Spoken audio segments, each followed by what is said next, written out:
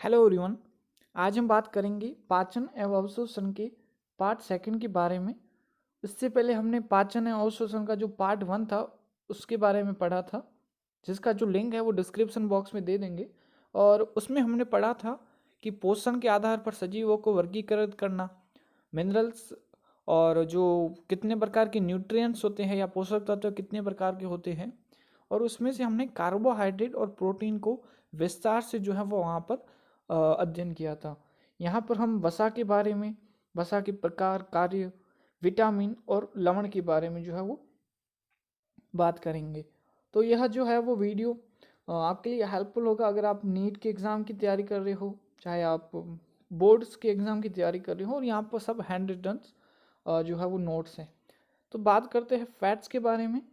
तो पोषक तत्वों का निर्माण कार्बोहाइड्रेट के समान कार्बन, हाइड्रोजन व ऑक्सीजन से निर्मित होता है, परंतु इनमें उपस्थित हाइड्रोजन व ऑक्सीजन के जो मध्य का अनुपात होता है वो कार्बोहाइड्रेट व H2 की तुलना में कम होता है। अगर हम जनरली बात करें कार्बोहाइड्रेट व H2 के अनुपात के बारे में, तो वो होता है 2:1, यानी कि हाइड्रोजन 2 और ऑक्सीजन जो है वो 1 होती है, लेकिन वसा में जो है वो उनका तुलना में जो वो कम होता है। वसा के जो मुख्य स्रोत है वो है घी, तेल और मक्खन। ठीक है। अब हम बात करते हैं फैट की कैलोरीफिक वैल्यू के बारे में।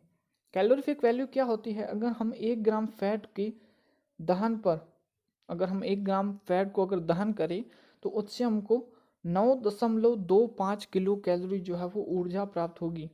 तो यही जो है वो फैट की जो है वो कैलोरीफिक वैल्यू कहलाती है, जो कि कार्बोहाइड्रेट से 2.25 गुना ज़्यादा होती है। तो कार्बोहाइड्रेट से ज़्यादा होती है फैट की कैलोरी वैल्यू, जो होती है 9.25 किलो कैलोरी। अब हम बात करते हैं कि वसा, जैसे हमने घी है, मक्खन है, जब हम उनको खाते हैं तो फिर ये जो है वो स्टोरेज कैसे होती है? तो वसा का संचयन हमारे शरीर में एडिपोज उत्तक के माध्यम से होता है, और एडिपोज उत्तक की विशेष प्रकार की सेल्स पाई जाती है जिसे बोलते हैं एडिपोसाइट्स। एडिपोसाइट जो सेल्स है वह संरचना के आधार पर 2 प्रकार की होती हैं। तो एडिपोसाइट्स कितने प्रकार की होती हैं? 2 प्रकार की होती हैं। कौन कौन से इसमें प्रकार हैं तो उसकी हम बात करते हैं। पहला है ब्राउन फैट, और दूसरा है येलो फैट या वाइट फैट। तो ब्राउन फैट क्या होता है पहले उसके बारे में देखते हैं। तो ऐसी वसा की एडिपोसाइट सेल जिसके मध्य भाग में केंद्रक तथा असंख्य छोटे छोटे वसीय पिंड जो है वो किनारे की ओर पाए जाते हैं। और ऐसी वसा जो हमारे भ्रूणीय परिवर्धन, यानी कि जो एम्ब्रियोटिक जो हमारा एम्ब्रियोनिक जो डेवलपमेंट होता है वहाँ पर जो है वो ब्राउन फैट पाया जाता है। इसकी संरचना कैसी होती है तो यहाँ पर देख सकते हैं कि जो केंद्रक है वो सेंटर में है, और जो फैटी एसिड्स है, वसीय पिंड है, वह साइड में है। तो यह जो संरचना है वो ब्राउन फैट की है। और अगर केंद्रक जो है वो किनारे की ओर हो और फैट का जो लोब्यूल्स है, फैट लोब्यूल्स या वसीय पिंड जो है वो पूरी कोशिका को घेरे रख रहा हो, तो उसको वाइट या येलो फैट कहते हैं। कैसे उसका निर्माण होता है? तो ये एक आकार में बड़ा वसीय पिंड पाया जाता है। तो ऐसी वसा वयस्क अवस्था में, जो एडल्ट फेज होती है, जो आफ्टर द बर्थ जो बच्चे में पाया जाता है, या जो नॉर्मल मनुष्य में पाया जाता है, वो है येलो फैट, जो कि हमारी लॉन्ग बोन मेरो या हमारी जो बोन मेरो होती है उसमें पाया जाता है। कौन सा?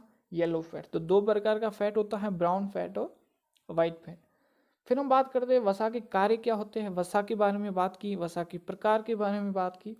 अब बात आती है फैट के कार्य क्या है। पहला, संचयित ऊर्जा के रूप में जंतु शरीर में एडिपोज उत्तक वसा को संचित भोजन के रूप में रखा जाता है, तथा आवश्यकता अनुसार यकृतीय सेल, यकृत में जो सेल्स पाई जाती है उनको बोलते हैं हेपेटोसाइट्स, वसा को ग्लाइकोजन में परिवर्तित करती है। जैसे ही हमको ऊर्जा की आवश्यकता होती है तो वसा जो है वो ग्लाइकोजन में, और ग्लाइकोजन जो है वो ग्लूकोज में परिवर्तित हो जाता है और हमको जो है ऊर्जा मिलती है। दूसरा हमारा वसा का कार्य है सजीव अपनी कोशिका झिल्ली का निर्माण, क्योंकि जो हमारी कोशिका झिल्ली होती है उसमें एक तो होता है प्रोटीन और दूसरा होता है फैट। तो फैट जो है वो यहीं से आता है। तो वसा जो है वह कोशिका झिल्ली के निर्माण में भी कार्य करती है। तीसरा, विभिन्न सह उत्पादों के निर्माण में भी सहायता प्रदान करता है लिपिड, या आप कह सकते हैं जो फैट, जिसका उदाहरण है ग्लाइकोलिपिड्स और फॉस्फोलिपिड्स। ठीक है। नेक्स्ट आता है वसा की सहायता से एड्रीनल ग्लैंड, जो कि हमारे वृक्क पे पाई जाती है, उसमें कॉर्टेक्स भाग। एड्रीनल अगर आपको पता हो तो एड्रीनल ग्लैंड के जो है वो दो भाग होते हैं, एक तो कॉर्टेक्स भाग होता है, दूसरा होता है मेड्यूला भाग। तो जो कॉर्टेक्स भाग में हार्मोन होते हैं, जिसमें हम सेक्स हार्मोन जिसे कहते हैं, तो उसका जो निर्माण है वह वसा की सहायता से होता है।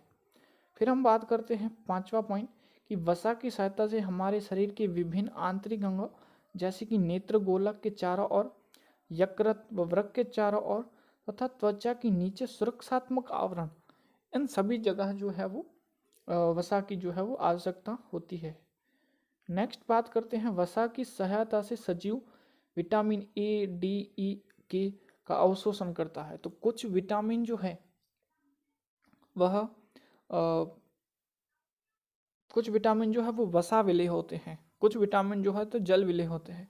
तो वसा विलेय जो विटामिन है वो है vitamin A, vitamin D, vitamin E और विटामिन के।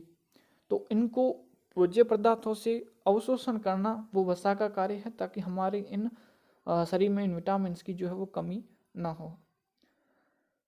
सजीव के शरीर में उपस्थित सब क्यूटेनियस फैट अर्थात अधिचर्म के नीचे स्थित वसा कुचालक के समान कार्य करती हैं तथा यह शरीर के अंदर से बाहर की ओर समा जाने को रोकती है।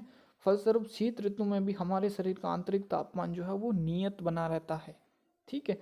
तो जो फैट है वो हमारे त्वचा के नीचे एक कुचालक परत का निर्माण करती है, ताकि हमारे जो शरीर की ऊर्जा है वो बाहर जो ऊष्मा है वो बाहर ना निकले और शरीर का जो तापमान है वो सर्दियों में जो है वो नियत बना रहे।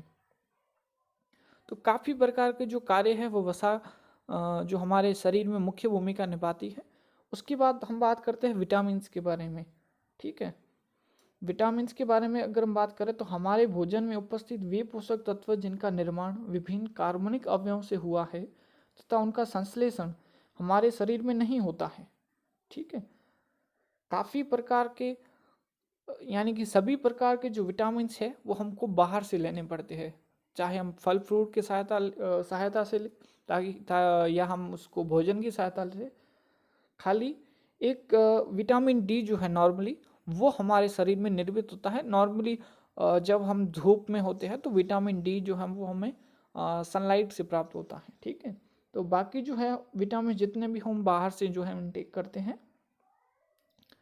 और यदि किसी विशिष्ट विटामिन की कमी हो जाए या हम उसकी संतुलित मात्रा ग्रहण न करें तो रोग से पीड़ित हो सकता है वह व्यक्ति। विटामिन को घुलनशीलता के आधार पर दो श्रेणियों में विभक्त किया गया है। पहला है फैट में घुलनशील विटामिन और दूसरा है जल में घुलनशील विटामिन। तो वसा में घुलनशील विटामिन जो है वो हमने बात की कि vitamin A, vitamin D, vitamin E और विटामिन के, ये चार प्रकार के विटामिन जो है वो वसा में घुलनशील विटामिन है। विटामिन के ऊपर एक वीडियो अलग से बनाई हुई है जिसमें हमने विटामिन के बारे में अच्छे से 5 मिनट में पूरा उसका डिटेल पढ़ा है। इसमें आपको खाली एक साइंटिफिक नेम, उससे क्या कार्य करता है, जैसे विटामिन ए जो है वो नेत्र की रोडोप्सिन और आयोडोप्सिन का संश्लेषण करता है और इसकी कमी से जिराफ थैलेमिया और रोतोंधी रोग होता है। इनके साथ साथ हमें विटामिन ए कहाँ से प्राप्त होता है उसके बारे में भी हमने पढ़ा है, और विटामिन ए, डी, ई, के और जितने भी जल से विलेय जो विटामिन हैं उनका जो लिंक है वो मैं डिस्क्रिप्शन में दे दूंगा और यहाँ पे आई बटन में भी आपको शो हो रहा होगा। तो विटामिन के लिए आप वो वीडियो ज़रूर देखें, आप अच्छे से जो है वो, क्योंकि विटामिन से एक क्वेश्चन ज़रूर आता है, तो आप विटामिन के लिए वो वीडियो ज़रूर देखें। ठीक है। अब हम बात करते हैं मिनरल्स के बारे में। ठीक है। तो ये वे पोषक तत्व है जिनका संश्लेषण किसी भी प्रकार के सजीव में नहीं होता है। चाहे आप मनुष्य की बात करें, चाहे आप किसी अन्य जीव जंतु की बात करें, उसमें मिनरल्स का निर्माण नहीं होता है। यह प्रकृति में मुक्त अथवा संयुक्त अवस्था में उपस्थित होते हैं तथा पादपों की सहायता से खाद्य श्रृंखला में प्रविष्ट होकर एक पोषक स्तर से दूसरे पोषक स्तर पर स्थानांतरित होते हैं। इन्हें मुख्य रूप से दो श्रेणियों में विभक्त किया गया है। नॉर्मली यह मुख्य मनुष्य शरीर में निर्मित नहीं होते हैं। जैसे मृदा में जो मिट्टी होती है उसमें लवण पाए जाते हैं, खनिज लवण पाए जाते हैं, चाहे वो सोडियम हो, पोटेशियम हो, मैग्नीशियम हो, वह पादप जो है उनको अवशोषित कर लेता है। और जब हम आगे पढ़ेंगे कि खाद्य श्रृंखला होती है उसमें जो प्राथमिक स्तर होता है वो पादप होते हैं। तो जो शाकाहारी जंतु है, जो लोग फल फ्रूट पे आधारित रहते हैं, जो पादपों पर आधारित रहते हैं, जो सब्जियां खाते हैं, उसमें क्या होता है कि उन सब्जियों से, उन पादपों से जो लवण होते हैं वो मनुष्य में आ जाते हैं। ठीक है, तो वही जो है वो हमारे शरीर में जो है वो विभिन्न क्रियाओं को योगदान करते हैं। बाकी हम कहीं से भी उसको प्राप्त नहीं कर सकते हैं। तो लवण है उनको दो प्रकार में बांटा गया है। एक तो होते हैं मैक्रो लवण और दूसरा होता है माइक्रो लवण।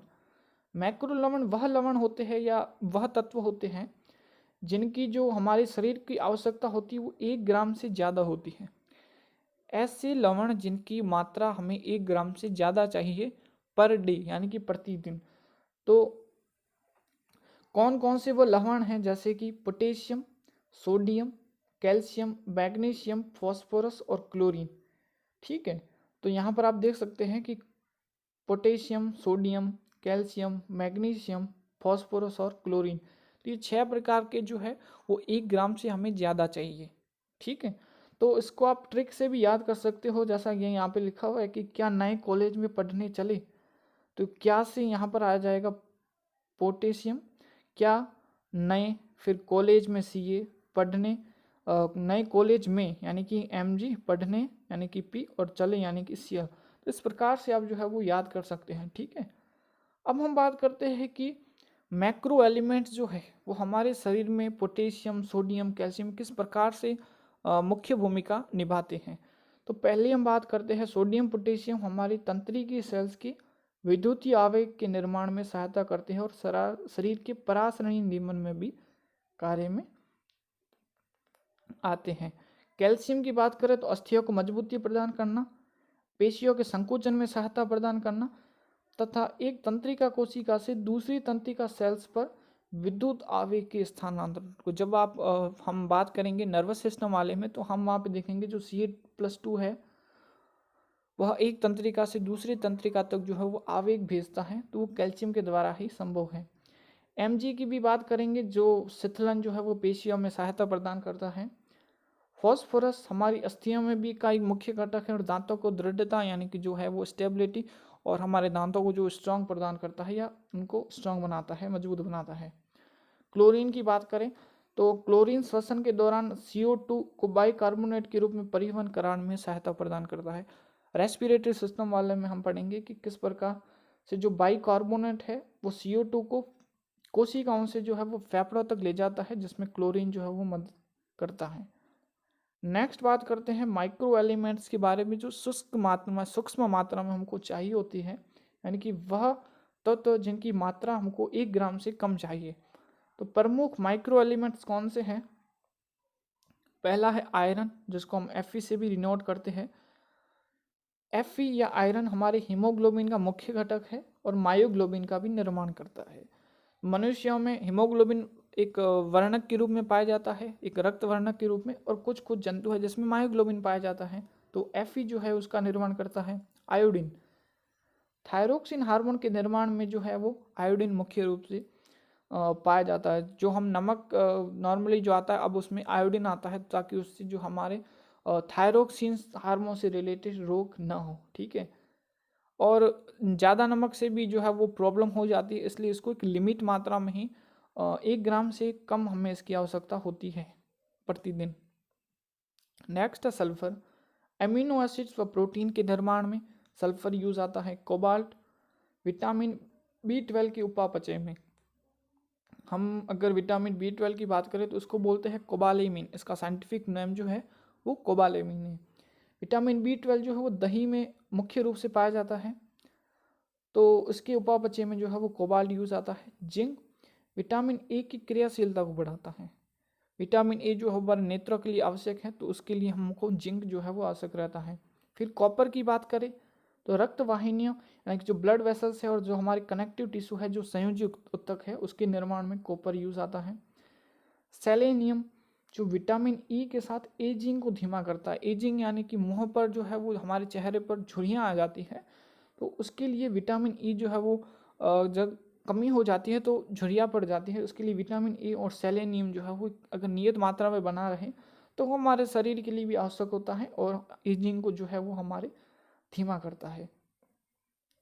तो इस चैप्टर में जो है ये जो पाचन तंत्र वाला पार्ट है, इसको हम अगली वीडियो में पार्ट 3 में इसको देखेंगे कि पाचन तंत्र कितने कैसा किस प्रकार से होता है, कि उसमें आहार नाल है, पाचन ग्रंथियां हैं, आहार नाल में हम काफ़ी पार्ट्स है, जैसे मुख है, आमाशय है, छोटी आंत है, बड़ी आंत है, इन सब के बारे में एक जो है वो स्टेप वाइज इसका रीडिंग करेंगे, अध्ययन करेंगे। और दूसरा जितनी भी डाइजेस्टिव ग्लैंड्स है, कहाँ पर कौन सा जो है वो फैट कहाँ पर जो है वो पाचन होता है, प्रोटीन का कहाँ पर पाचन होता है, तो ये सब जो है वो हम पाचन तंत्र में इसकी नेक्स्ट वीडियो में बात करेंगे। तो आई होप ये आपको वीडियो पसंद आई होगी और आपको हेल्पफुल रही होगी, और आप अपने दोस्तों के साथ इसको शेयर कर सकते हैं अगर आपको वीडियो पसंद आए। और इस नाम से जो है वो यूट्यूब चैनल है, आप उसको सब्सक्राइब करें। और किसी भी प्रकार का अगर आपको डाउट है तो you can ask me in the comment section. Thank you for watching this video.